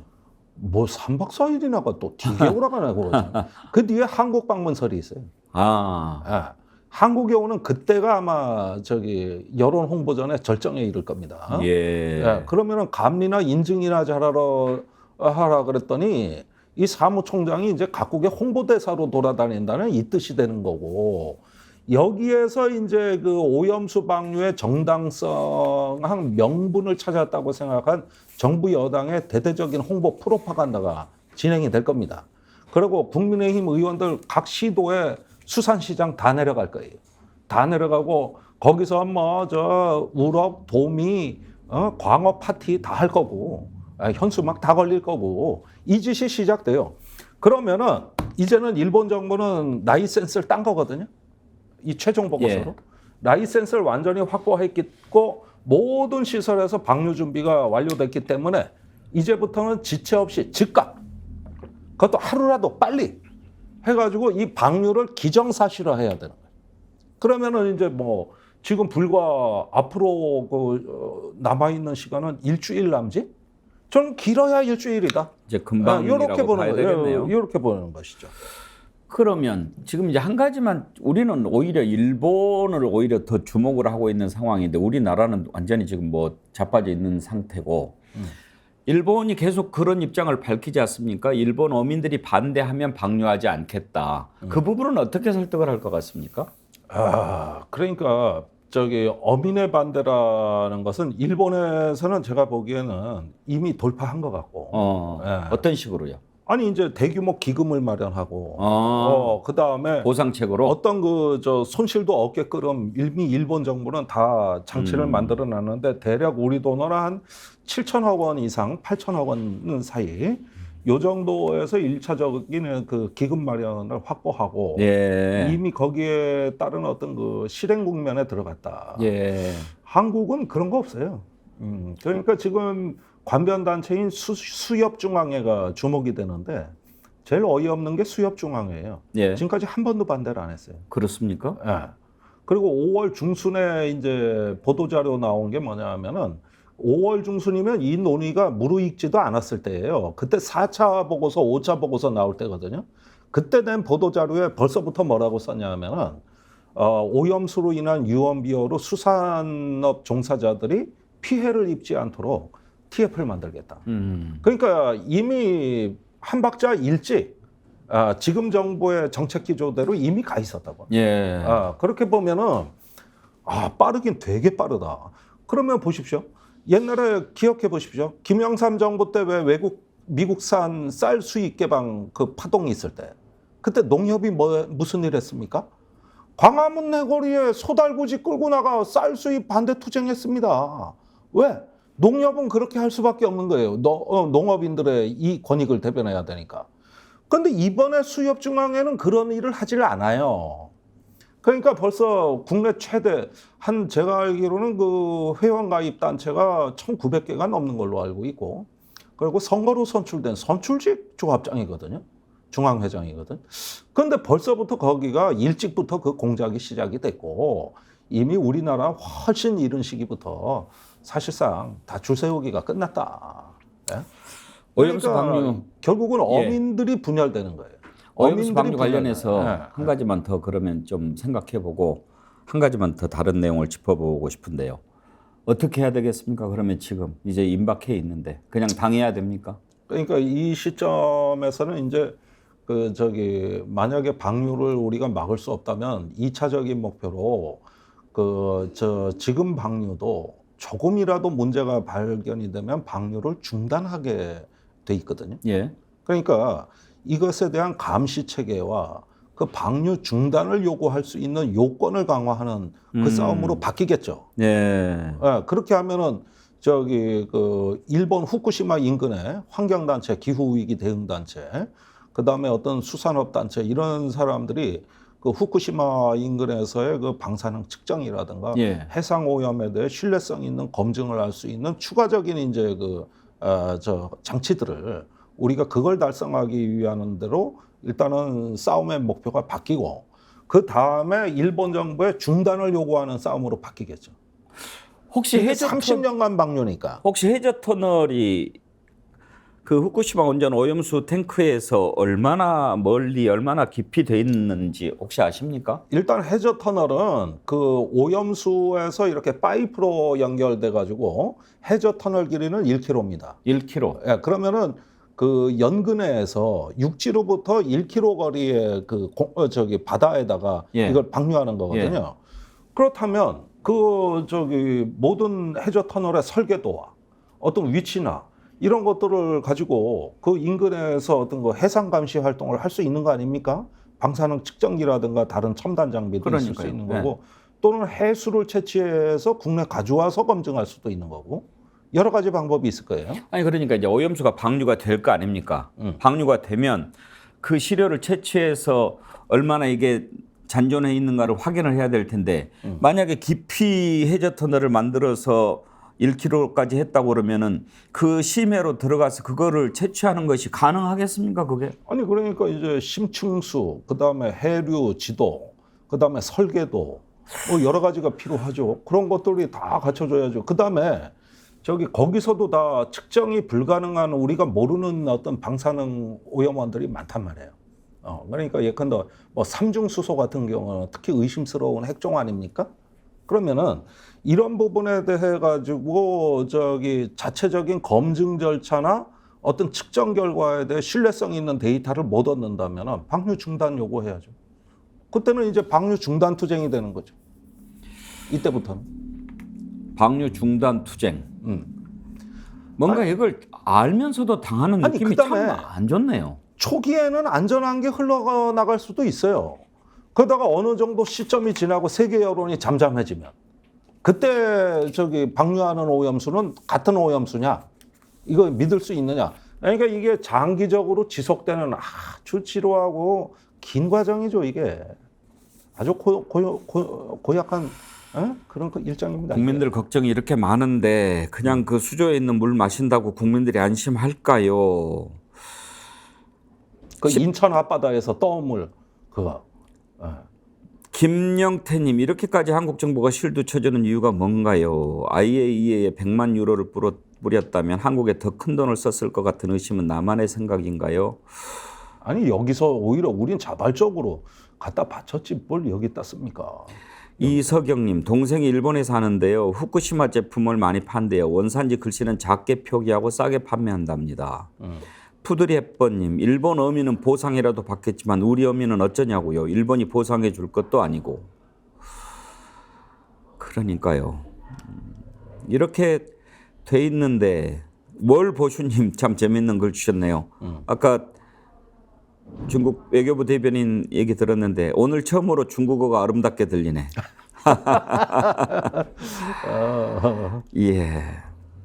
북두칠성님, 경남 어민들 지난 정부 때 해상 시위했는데 왜 지금은 가만히 계십니까? 뭐 해도 좀 먹혀야 계속 하지 않겠습니까? 푸드리 햇번님 많이 올려주셨네요. 단 한 번이라도 윤석열 정권이 오염수 방류에 대해 유감을 표했더라면 이렇게 분노하지 않았을 겁니다. 도대체 누구를 위한 나라입니까? 이런 그러니까 주셨는데 지금 앞으로 진행될 이 극단적인 우리 사회의 이제 분열상을 보면 저 보고서가 나오면 말입니다. 저 오염수가 안전하다고 믿는 사람은 더 안전하다고 믿을 것이고 의혹이 풀리지 않는다고 느끼는 시민들은 더 부정적으로 반응하게 돼 있어요. 결국은 저게 통합이 아니라 분열의 그 씨앗이 돼버린다는 거예요. 발화점이 돼버리는 거예요. 이게 지금 여론 구조의 왜곡상이 그렇게 가는 거예요. 예, 한 가지 오늘 더 짚어보고 싶은 게 윤석열 대통령이 이번에 이제 인사하면서 뭐 나한테 충성하지 말고 헌법 정신에 충성해라. 그리고 또 이권 카르텔 확실하게 다 정리해라. 뭐 이렇게 얘기를 했다고 하는데 이권 카르텔 이런 부분에 대해서 계속 강조하는 이유가 어디에 있다고 보십니까? 아니 저는요 대한민국의 기득권화된 이권 카르텔이 있다면 해체하는 게 맞다고 저는 생각을 합니다. 개인적으로. 또 사교육 카르텔 그 해체도 여태까지 주로 진보 교육감들의 주장이었어요. 그러니까 교과서 내 출제도. 이러면서 이제 교육 개혁을 얘기했던 분들의 얘기고 사실은 이 말 자체는 하자가 없습니다. 그런데 윤석열 대통령은 무슨 문제가 있냐면은 하루 종일 이분은 또 압수수색할 데 없나 이거 찾느라고 하루에 절반 이상을 보내시는 분이에요. 그러다 보니까 여기서 얘기하는 이제 기득권 카르텔, 이권 카르텔은 큰 개혁을 위한 것이 아니라 어떻게 보면은 한번 그 압수수색을 통해 정권의 위신을 과시하는 하나의 소모품입니다. 그리고 개혁은 안 해요. 정작 중요한 개혁은. 교육 개혁하느냐? 아니거든요. 사교육 이거 뭐 그러면 사교육비 주느냐? 아니거든요. 그다음에 이번에 R&D 문제도 마찬가지예요. 우리나라 R&D 예산이 지금 30조입니다. 세계 5위예요. 영국보다 많아요. 그러면 왜 이렇게 됐느냐? 그거는 WTO 체제 이후로 이제는 저기 그 특정 연구 개발은 정부가 주도하고 나머지는 민간으로 이렇게 넘어가니까 이제 정부의 연구 개발비가 무역에 개입을 못하고 보조금을 많이 못 주니까 연구비로 많이 쏠려버린 거거든요. 그래서 이게 팽창을 한 거예요. 이게 30조인데 지금 그 중에 상당 부분은 낭비되고 있는 게 맞습니다. 더군다나 우리나라가 도전적이고 혁신적인 연구는 잘 안 해요. 하기 쉬운 연구, 하나마나한 연구 이런 얘기들로 연구원들 밥 먹여 살려주는 경우가 훨씬 더 많다고.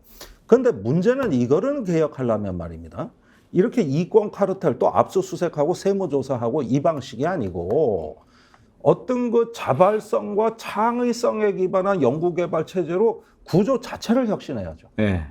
근데 지금 이 방식은 어떻게 변질이 되냐 하면은 나중에 연구비로 줄 세우는 어떤 그 또 다른 줄 세우기로 이게 변질된다는 데 문제가 있는 거예요. 오늘날 대학이 교수 위에 학장이 있고 학장 위에 서기관이 있습니다. 예. 총장이 있는 게 아니라 대학 학장이 정부 부처 사무관 서기관한테 설설기거든요.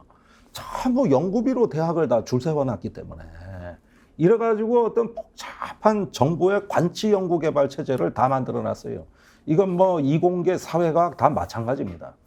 그렇게 해놨으니 여기에다가 이제 그 저기 자리 나눠 먹기 뭐 이런 여러 가지 그 연구비 나눠 먹기가 있다 그러는 건데 이 이야기는 하나의 연구 생태계를 지금 저기 민관 학군 이 산학연에 네. 어떤 그 저기 협력 체제를 갖다가 재구성하지 않으면 해결이 안 되고 그다음에 이제 상당히 많은 어떤 민간의 참여가 요구되는 게 R&D 혁신인데 그냥 카르텔을 친다. 이 얘기는 뭐냐 하면은 이제 시범 케이스로 정부기관 내에 과거 정보에서 발탁된 걸로 의문시되는 또 그렇게 보여지는 연구원들 갈라치기 내지는 줄 세우기로 이게 변질이 되는 이해가 거예요, 됩니다. 이게. 그러니까 이제 돈 갖고 조정하겠다는 거 아닙니까? 그 얘기예요. 예.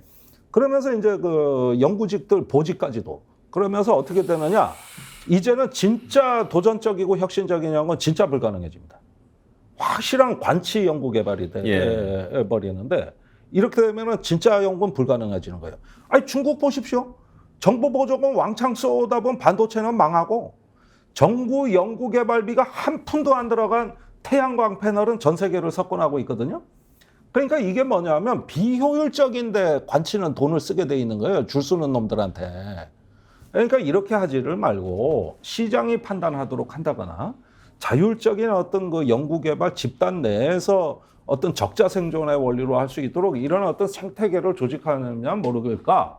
그게 아니라 대통령이 좋아하는 연구, 또 뭐 저기 말 잘 듣는 연구 이런 걸 하다 보니까 과학이 오염이 되는 거지. 이게 이제 앞으로 사교육에 이어서 R&D도 그런 어떤 시각으로 본다는 얘기예요. 다른 건 몰라도 과학이라든지 뭔가 이렇게 검증이 가능한 부분은 그렇게 개입을 안 해야죠. 네. 예. 오늘 여기까지 하죠. 오늘도 저희가 앞부분 다루면서 공직사회에 지금 인사태풍이 몰아붙이는 그런 검은 구름이 하는데 또 천공 얘기가 나오더라고요. 아이고, 또 나옵니까? 이번에는 또 그전에 수능하고 달리 얼마 전에 얘기를 했어요. 그래서 연관성이 좀 있어 보이는데 수요일 날 천공 혹시 뭐 관련해서 좀 새로운 거 있으면 들려주십시오. 아이고 예, 제가 알겠습니다. 차분히 한번 살펴보겠습니다. 예, 오늘도 많은 분들이 댓글로 함께해 주셨고 슈퍼챗 보내주셨는데 슈퍼챗 보내주신 분들 좀 소개해드리죠. 아까 한라사님 소개해드렸고요. 스파픽스 하이님 100만 정어리 때 될 때까지 포기하지 말고 힘냅시다. 김 실장님, 레드님 차라리 똥물을 먹지. 레드님 오염수를 방류한 다음에 맛있게 드셔야죠. 저건 그냥 쇼죠. 그거 쇼라는 거 누가 모르겠습니까? 똘비님 나이값도 못하는 국짐의원들 그런 의견 주셨는데 슈퍼챗으로 힘주신 여러분들께 감사드립니다. 그리고 오늘 댓글 선정 마지막 한 분은 푸드리 햇번님 드리도록 하겠습니다. 단 한 번이라도 윤 정권이 오염수 방류에 대해 유감을 표했더라면 이리 분노하지 않았을 거다. 도대체 누구를 위한 나라냐 한탄하셨는데 네. 푸드리 햇번님의 마음이 우리 국민들의 일반적인 마음이 아닐까 싶습니다. 오늘 댓글 선정되신 분들은 저희 스픽스 이메일로 닉네임, 주소, 전화번호 남겨주시기 바랍니다. 오늘 김종대 레이더 함께해 주신 김종대 전 의원 감사드립니다. 고맙습니다. 내일 오전 10시 50분에 백운계 정치본색 다시 찾아오겠습니다. 함께해 주신 여러분 감사합니다.